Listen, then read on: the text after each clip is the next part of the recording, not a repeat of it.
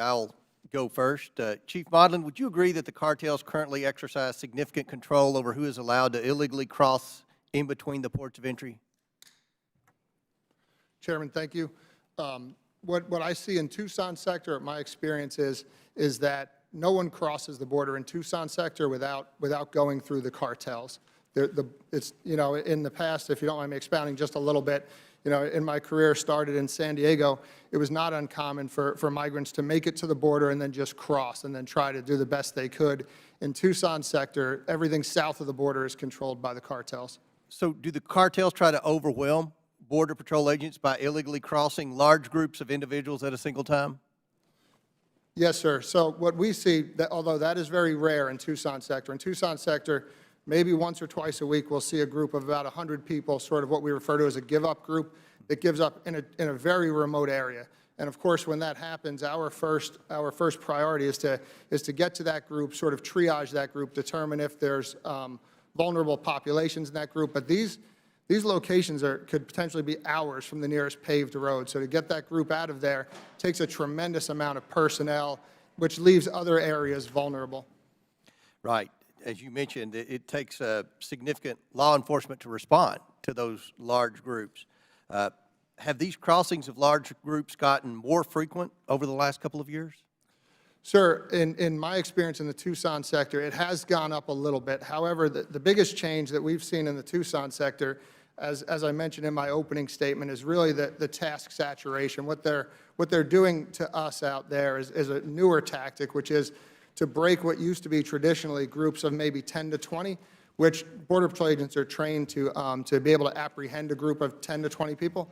However, it also takes a single Border Patrol agent to apprehend a single person coming across the border. And so the predominant tactic in the Tucson sector is to allow people to cross by themselves or in groups of 2 or 3, which then saturates our ability to respond. Okay. Chief Chavez, do the cartels intentionally put migrants in peril so that U.S. Border Patrol agents respond to conduct rescue operations? That is correct, Chairman. I think that for the Rio Grande Valley, for example, as Chief Modlin was saying, we have experienced a large group situation as well. For us, I think we've had this fiscal year 55 or 22, I'm sorry, different types of groups in the most western portion of the RGV. And a lot of times, because we have so much brushland out there, the Big King Ranch area up in the Rio Grande Valley, many times, especially during the summer months, there's a lot of migrants out there that are out there requiring rescue. So a lot of times our agents are out there rescuing people, being task saturated in rescues, abandoning frontline operations. So therefore, cartels take advantage of that area. Have rescue operations by Border Patrol increased over the last couple of years? Yes, they have, Chairman. For us, I think last year we had over 1,100 rescues just in the RGV area. And we are expecting that number to supersede last year. Chief Modlin, we know that the majority of fentanyl seized was seized in the controlled environment of ports of entry. Does that mean that we shouldn't worry about the cartels trafficking illicit narcotics, including deadly fentanyl, in between the ports of entry?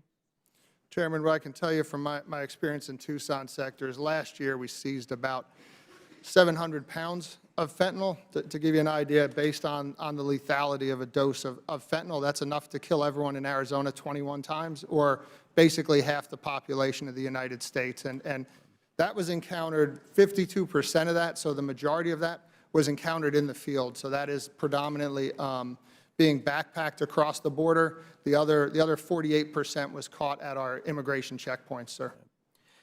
There have been hundreds of thousands of gotaways just in the last few months, almost 600,000 estimated last year. Chief Modlin, are you concerned that the cartels are leveraging a chaotic situation to bring in criminals or suspected terrorists who evade apprehension entirely?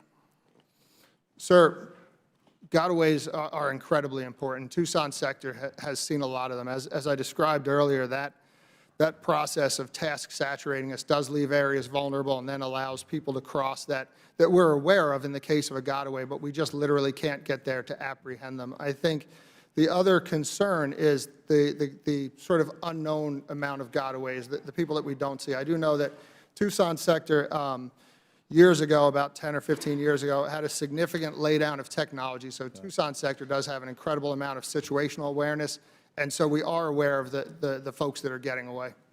So it sounds like the cartels are taking advantage of a historically high flow of illegal immigration to overwhelm Border Patrol agents' resources, place migrants in peril, and undermine border security by introducing deadly narcotics, criminals, and terrorists into our country. It's unfortunate, then, that President Biden's administration removed many of the deterrent policies that were working to reduce the flow of illegal border crossings and keep cartels in check.